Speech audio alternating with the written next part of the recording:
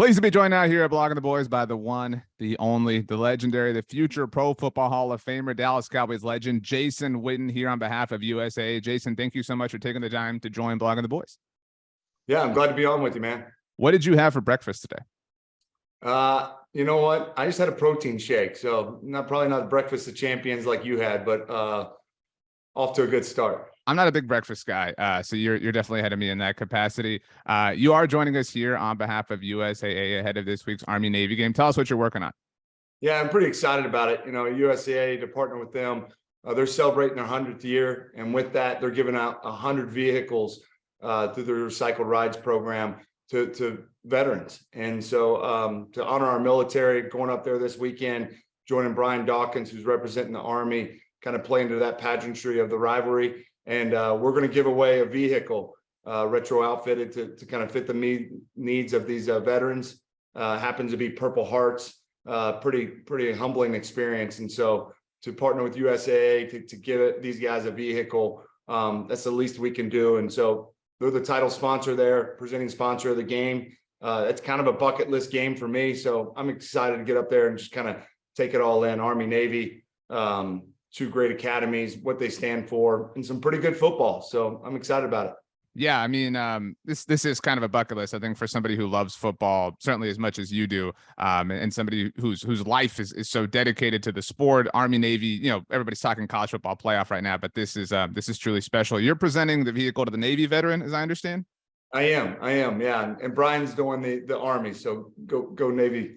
I figured. What is your favorite memory in terms of the Cowboys game against Brian Dawkins' Eagles specifically?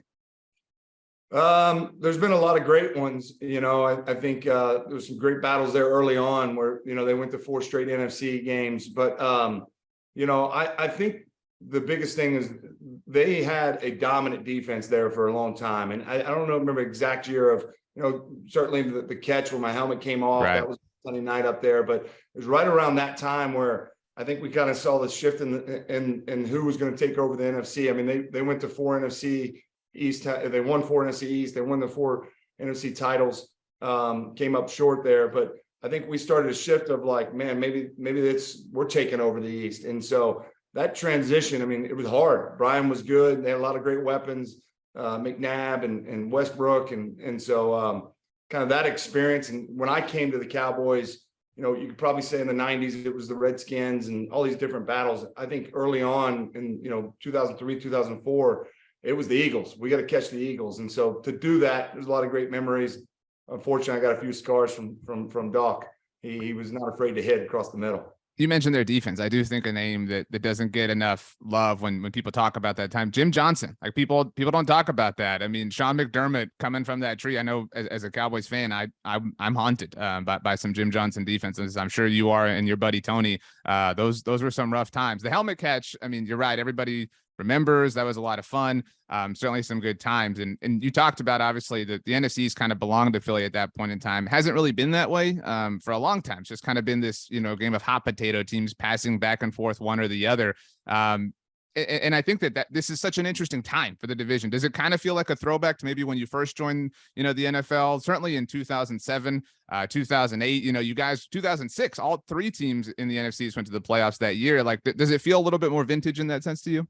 It does, you know, and I got to say, you mentioned Jim Johnson. People don't realize what a great defensive coordinator he was and his ability with this blitz package. You know, Tony and I spent a lot of days and nights watching tape on Jim Johnson, trying to find, you know, answers to the test, right? And in that chess match, and, you know, felt like we finally got over the hump, but he was a great football coach and great defense. And I do think it's a little bit vintage that, you know, when I was with the Cowboys, obviously the Giants won 2 Super Bowls during that time, but they were the 6th seed, you know, when they won that one, when they knocked off the Patriots the first time. And so, you know, you always feel like it's kind of this hot potato game going back and forth. I think that just plays to how tough of a division it is. And, you know, I think how it's played out right now, I mean, with Dallas and Philadelphia, forget the East. I mean, I think they're 2 of the best teams in the NFC right now. How much does that stuff weigh on you? Because every time I've heard you speak, you're somebody who was always cognizant of kind of, I don't want to say the Cowboys brand, but the Cowboys lore and everything associated with the history of the franchise. And I don't know if you're aware, next Cowboys win will be their 10th of the season. And this will be the first time since 1995 and 1996 that the organization has had double-digit wins in back-to-back seasons. Do things like that, like did those things weigh on you, like the drought and all sorts of things, like, or is it truly locked in, focused, week to week sort of thing? Well, there's no question you're aware of it. I mean, I think you have to be. I mean, none of us are above that, right? I mean, you know where that stands, and unfortunately, like somebody like me, I mean, you have to live with that, right? I mean, man, we were so close in so many different situations, and Green Bay in 14, and Green Bay in 16, and 07. I mean, there's so many of those moments. But I think the thing about Dallas right now is, you hear people talk about it a lot, but it's a little bit of a cliche of like, playing complementary football, playing winning football. And what does that look like? And I think winning games with your backup quarterback in early part of September, that's winning football. And now, their defense and what I mean, that's as good of a defense as I've seen from the Dallas Cowboys in the last 20 years that I've been a part of it. And I don't know statistically if that adds up, but there's no weaknesses that you look on the team and say, man, we're good, but as long as we don't have to face that, and we knew going back to, our run there going against the Giants, like blocking Strahan and Tuck and OCU, that was going to be tough. That was a tough matchup for us. And I don't know that Dallas looks at anybody and says, man, we can't adjust and have a plan for any of these teams that are out there. Are they good? Certainly. Can they beat the Cowboys? Sure. But I don't know that there's anybody they look at and say, we can't adjust and play with these type of teams. And that's a compliment to them as players and coaching staff and who they got on the roster.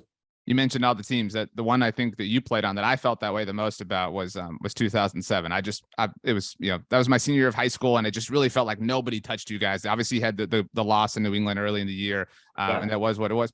I mentioned, people to talk about Jim Johnson. People don't talk about your Detroit game that year. It was like 1,000 catches in that game against the Lions. Yeah, it was one of those games. I always tell people now that I'm coaching is, you're as good as your last catch, and I had a great game that night or that day, and you just felt it, right? Detroit wasn't very good. I don't think they won a game that entire season, but they had us on the ropes. We had been playing Sunday night. This game started at noon, like we still had sleep in our eyes going out there, and they just hit us in the mouth. But, I could have won it for us the possession before, and I tried to extend it over the goal line, which obviously is a big no-no. Fumble, and man, that's a lonely feeling when you fumble at the end of the game like that. But fortunately enough, was able to make a catch across the middle to win it. And that you're right, though. Nobody thinks back on those games, right? When you won the division there. And I think that's similar to Dallas's team right now. When you find yourself at 9-3, you're always looking ahead. You forget about that 4-game stretch in early September that you were able to win games that a lot of people probably didn't think you could. So kudos to them to be in this situation. Little moments like that. You talk about 4-game stretch. I remember vividly after you guys beat the Saints in 2014, you got to 3-1 on the year. And I remember you did an interview with NFL Network after, and you talked about got to win the quarter. You guys got to 3-1. You said the goal is to win every quarter. And those are those tiny little things. For the people watching on YouTube, your background is super impressive. Obviously, you decorated with things from your career. I have something here that I guarantee you, it is the only thing like this that you have ever signed in your life. So my dad and I, we went to an autograph signing in 2006, right before the Christmas Day game against the Eagles. And we met you, got your autograph and stuff, and took a picture with you. The next year, after the Lions game, we took that picture and you signed it. So it is literally a picture of you, me, and my dad that you signed. You've literally have never signed this except for this one time. I think that's cool. That is cool. And you got some great stuff there, man. And, I think that's what makes the Cowboy fan base so different, right? Is people doing that. And, look, I think the good thing and neat thing to pulling for the Cowboys, and I know I'm a little bit biased because I play with those guys, but good people, understanding you have a platform, opportunity, Dak, Zeke, Pollard, Zach Martin, DeMarcus Lawrence. I mean, so many guys that, I had a lot of sweat and equity with and celebrated a lot of successes, and unfortunately shared some adversity and some tears too. So those guys are battle tested, and I think they're in a position to be better because of it. And that's a cool photo, man. I had a heck of a lot more hair back then too. it was a really unique idea that we thought, or at least we thought was unique at the time. And I think that's why so many people have been a fan of yours forever, is because football is just such a part of you. You're like one of these classic vintage football guys. And it was painful to see you leave the Cowboys, but going to the Raiders, it just kind of felt like, like Jason Witt would never be like a Jaguar. You know what I mean? Like it had to be like an NFL blue blood. You know what I mean? And you're a football blue blood. I mean, coach of the year right now. I mean, like what does football mean to you now at a different place in your life, and obviously in anticipation of Army Navy? Yeah, it's I find myself I revere the game, and I feel like I study it now more than even I did when I was playing, just because when you're playing, you're so locked in on your challenge and your guy and your matchup. And now when you're removed from it from a coach's standpoint, you're seeing kind of the entire game. Also have an opportunity to impact kids' lives, in a positive way at a kind of pivotal age for a lot of them. That's been very rewarding for me. And, I don't know what the future holds, but certainly I'm kind of all in on this coaching thing.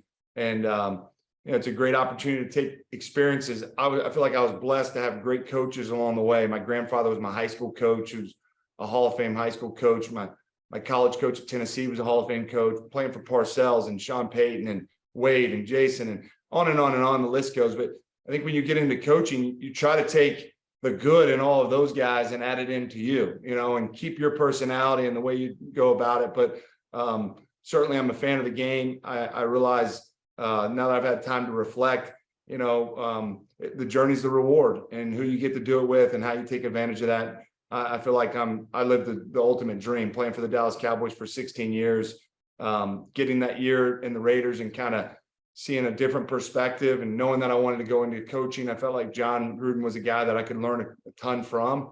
And, it's helped me, and I have no regrets on that end for sure. Last one for you quickly. You mentioned all the coaches you played for. Who's a coach, not that you were ungrateful for at the time, but that now what the perspective that you have, that you look back and be like, man, I didn't fully realize just how great of a coach they were at that particular point in my life?